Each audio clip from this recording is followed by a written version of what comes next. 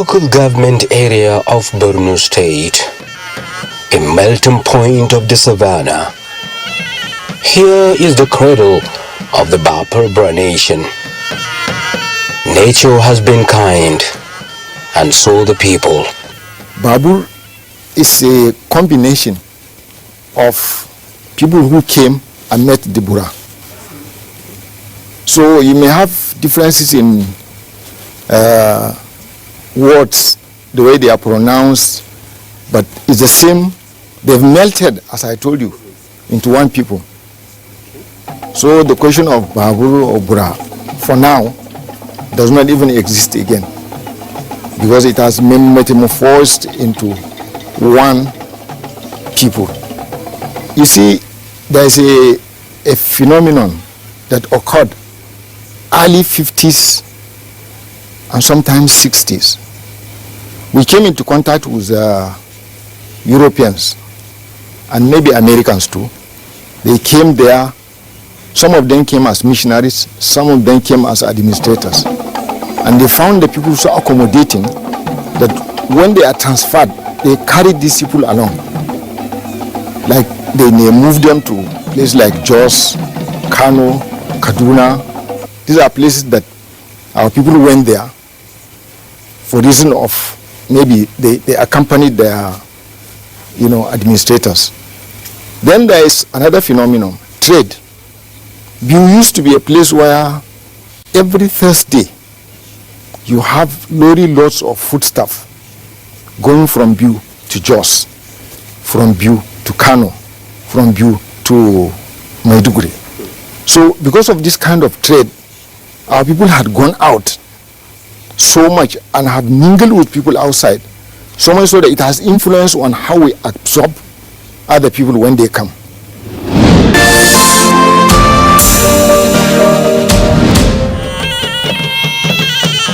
In the nook and crannies of these beautiful town live beautiful set of people with beautiful hearts. The people are very, very hospitable people. They are very accommodating. They don't discriminate along the lines of religion, ethnicity, and what have you. The people are the kind of people that as soon as you come to either live here or to come on a visit, they will give you the best kind of hospitality you can ever think of. The middle of the town, an imposing palace and a majestic masjid, a symbol of the advent and impact of Islam. Iris above the sky, a clear view of the extent to which the town is planned. Going through each street, tarred they are, and above all, a standard drainage to sustain the life of the roads. We have had very good town planners who have planned the road network in Biu. People like Malang Aklahel of blessed memory. That one has done a very tremendous job in the town planning in Biu. Then luckily enough, as time progressed, when development came in terms of road network, it was very much easier to lay tarred roads inside the town without compensation to household indigents. There was no demolition of people's residences and so on. If I have a say, I would have recommended Mala Aklahel should be immortalized because he has done a very good job.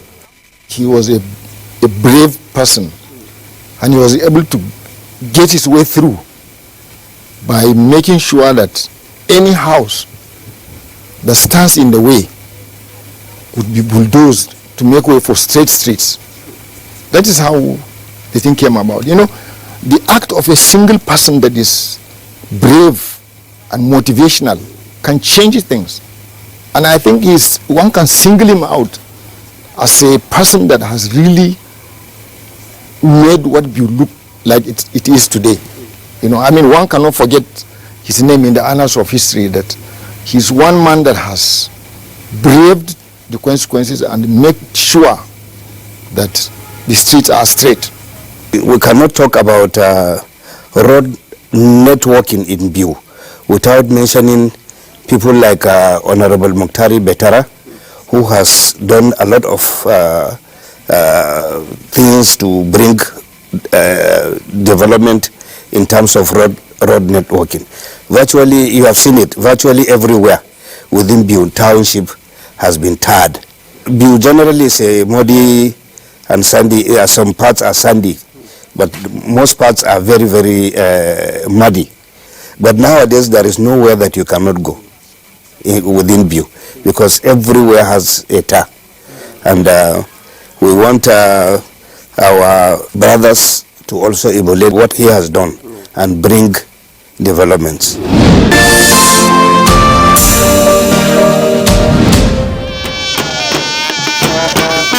The majority tilting the land with aspiration for an all-year-round cultivation. For this dream to come true, water becomes pertinent. This water they have abundantly, but their farms thirsty. More than 11 million cubic meters of waters has been contained here. It is with huge potentials for agriculture, water supply to about 5 local government areas, including Biu and environs. And it is also expected that subsequently there will be generation of electricity from this water. But that has been in the pipeline for too long, as farmers and other stakeholders are calling for this to quickly be done and dusted, so they will continue to harvest the expected benefit from these waters. Biu Dam is an age-long project. It's been there for quite some time, the past 30 years at least, or 36 years, to put it precisely. It was started by the then governor of Mohamed Goni between 79 80, 83 rather. So, and since then it has been, going epileptically. Governments come and go. Some try to do something, some neglect it. In any case, at a point there was some, I think maybe there was some law, by the federal government about water resources, and it gave the Water Resources Ministry of the federal government 40% of all the dams in this country. They intervene, so that they took over about 40%, or even maybe it has been existing, I don't know, but 40% of the projects belong to the state, to the federal government. The 60 belongs to the state. But then it's only here that we're not lucky actually. In some states, the government took over the entire project. But here, the project is a very big one. Probably it's far beyond the capacity of the state. The intention, of course, was for water supply, maybe 60%, and 40% for agricultural purposes. We hope that the present federal government will do something about it, just like they did in some dams in some other parts of the state. And this dam, this water body, is there almost all the time. It is there, throughout the year. It's a perennial thing, and it only goes down a little bit. It has so far about 11 million cubic meters of water at any given time. So now the fact is that it's surrounded by hills around, but the moment you cross over the hills, this vast land for agriculture, which we've been hoping that is going to be transported to these areas for us to be able to access it for our irrigation purposes. And it is really unfortunate that it is yet to be done. But as you cross over now, both sides, all over, all the sides, they are vast lands that is good for all types of crops. In fact, now we practice it. The water, as the water is blocked, it also penetrates. It goes down. It runs underground, and down the stream you find that it starts coming out from the stream. And they are doing a lot of agricultural irrigation there, with rice in farming there, including wheat production and so on. So, but then the real one, if it's possible for us to have, is to send the water up, to most of these places, and they will be able to go into real large scale wheat production and even rice production. The farmers have always had sweet dreams of life-changing moment. Each time they pass by, watching the critical resources left for the sunshine and natural evaporation to feast on. But really, if the project comes on stream, that area where the reservoir is sited may not be the highest point, but it is very high. You could release water by gravity from there to Kwayakusar, to as down as Buratai, as down as Sabangari, maybe to Haul. But you see, Haul is a bit higher than Biu. But if you take the one to Shani, the water can flow by gravity up to Borgu, which is at the lower reaches of the emirate. So that water is a regional project, and it has advantage of just flowing by gravity. You don't have to pump anything. Once you pump it to that point, you can release it, it will go by gravity. This is simple physics. That is what I see with that water. So we just pray that government sees reason with us to complete that dam. But with months culminating into years of redundancy as a result of the non-completion of the dam project, the farmers took the bull by the head.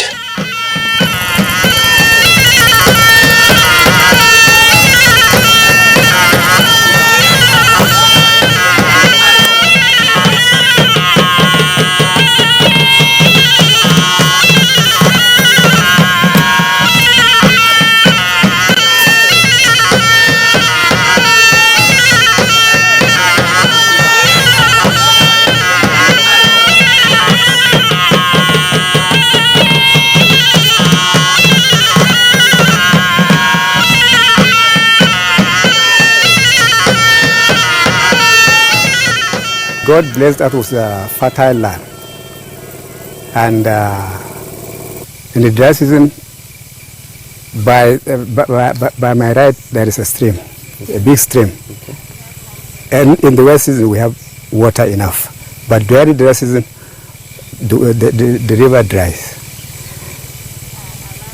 Anyway, what we normally do, in that we have interest in the dry season farming, we have to drill, wash boreholes. In this process, we have to buy a generator that will source us water. In this process, we have to buy a long hose for extension in order to reach where you want to do your irrigation. And the cost of petrol today is a nationwide problem. We are appealing to the state government. Local government, we know, unless the state government give them go ahead, but the state government has the autonomous power to assist we farmers. So we have to appeal. We are appealing, but responses is very, very poor, I can say, because I am now in this program more than 20 years, and nothing single like a generator from government, borehole from government, no, only NGOs. So we are appealing, if government, Borno State government can assist, I think we will boost the farming.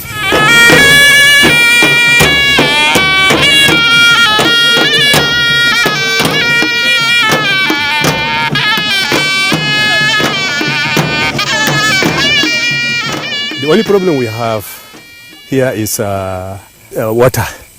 How to irrigate these crops. It has been a major problem for us. As you see that generators there, They are the one we bought. The river we have cannot give us water in the dry season. It used to dry up. So we have to buy water pumps in order to irrigate these plants. So it is giving us headache, actually. Go to anywhere in Borno State. If you can get a place which can produce banana like Imildanang, I don't think there's none. This is the first place you have to count before others. We can produce more than how many trailers in even a single farmer farming banana here in Imildanang can get up to 600,000 in just a week or two. So we don't have only one. We have many of them. There are more than 20 that can produce these bags of banana. So we have plenty of banana here. So we wanted the intervention of the government, maybe the state government. As there was a one time we got generators from Chad Basin. Actually we enjoyed that one a lot. They gave us generators, they gave us horses to do the work with it. And we were happy. We even congratulated them. We thank them for all what they are doing, what they have done to us. Now we are pleading the state government, more especially our humble governor, Zulum. He does everything to see that all farmers get what they wanted. So we are pleading for him. Please, if he will, may God give him the opportunity to help us. As now you are in the farm, you are seeing it with your eyes. So we wanted you to please plead with him if he will help us here in Imildanang, Kwayakusa local government in Borno State. From the small to the medium farmers, all eyes on the dam project, and a little push that could translate to wonders. The bulk of the food eaten, consumed in Yobe, Northern Borno, Gombe, are all produced in Biu. Because of the soil, the crops there have peculiarities. The taste of maize from Biu and the content of powder in basic maize in Biu is different from the maize you find in Saminaka. Saminaka is a big zone. It's a zone that stretches from Mangu through Jos, Saminaka, Zaria, Huntua. They produce maize, but the taste and the content of powder of their maize is less than the one of Biu. The one of Biu, you have less chaff and more powder. So you find that because of that, the people just know that this is how to survive. They seriously go into farming.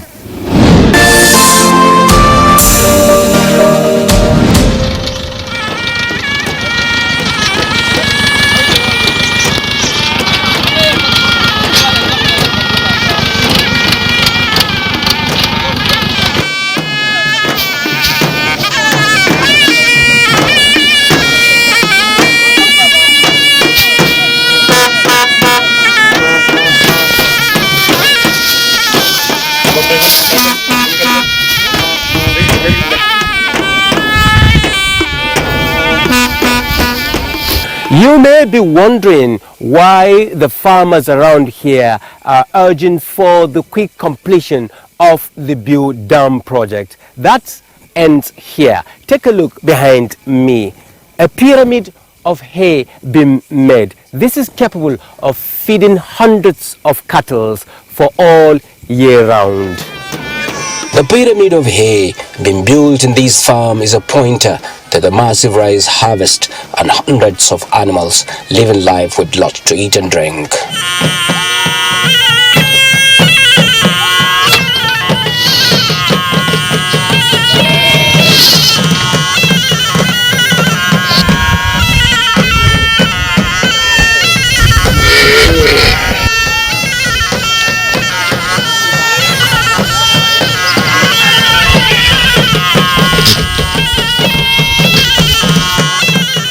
Even with the animals milking out, irrigation farming leads here. the Israeli model is on trial with lot of promises. There is a place in India that's known as a company actually, and a village and a county known as Jain. It's a village that is owned by a particular tribe of people in India. Our governor, then the president vice chairman, discovered that place, and he all took us to that place where we saw what they were doing. They were actually producing for Israel, drip system, and it's been a successful, in the world they are all known. So I think the governor decided to say we should also acquire some of this, and that's why we said we acquired a lot of them. We acquired the family drip system, more than 10,000 units. We also acquired the 1 hectare drip system. We also have the sprinkler irrigation system, and in thousands of them. And I mean, it was imported by the governor. Of course, they gave us some to try and see if we could succeed, of course, and it has succeeded because it has been established in so many other places. We also have the center pivot, which we acquired from China. But here, the governor graciously allowed me to use a portion of the drip system and probably a very small of the sprinkler system too, to see if it will succeed. Of course, for me it has succeeded because we are trying to see if it could be replicated in so many parts of the state.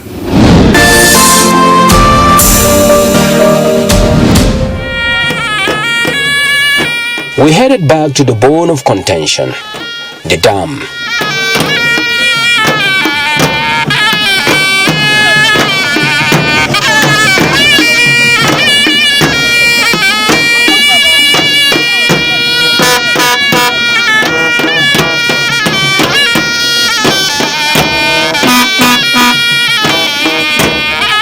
The fishermen having the best of time, floating canoes and the catches subsequently. By the shores of the dam, a family doing their laundry with the shrubs as dryers. On the bridge facing the dam, I join the Sultan Norman view as he watches one of the most important ingredients his farm needs to flourish. For now, it is the time for the fishermen, until the hands of time turns when this critical resource paves its way through his farm.